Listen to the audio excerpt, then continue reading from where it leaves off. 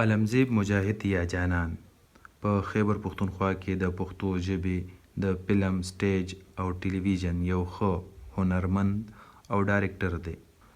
هغه د پښتو په صنعت کې یو له مشهور شخصیتونو څخه دی. هغه د پاکستان له ټلویزیون سره تر 20 کالو پورې تړلی پاتې شوی او تر 250 زیاتې ډرامې کړي دي او همدارنګې په سلګونو سټیج ډرامې هم کړي دي.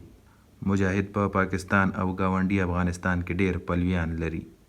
هغه د خیبر پښتونخوا د 400 سره تعلق لري او تر وتلو وړاندې د پېښور پوهنتون څخه د پښتو ادبیاتو کې ماسټر سند ترلاسه کړی دی.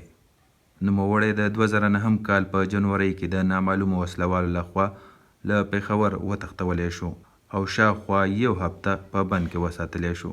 د خوشي کېدو نه سم وروسته هغه د پښتو فلمي صنعت څخه د وتلو اعلان کولو لپاره یو پریس کانفرنس وکړو. د هغه له خورا مشهور رولونو څخه یو جانان دی چې هغه په خپل یو پښتو مزاحیه ډرامه کې لوبولی و. وروستو له هغې چې هغه یو لوی شهرت سره مخ شو، د جانان په نوم پیژندل او بلل پیل کړل.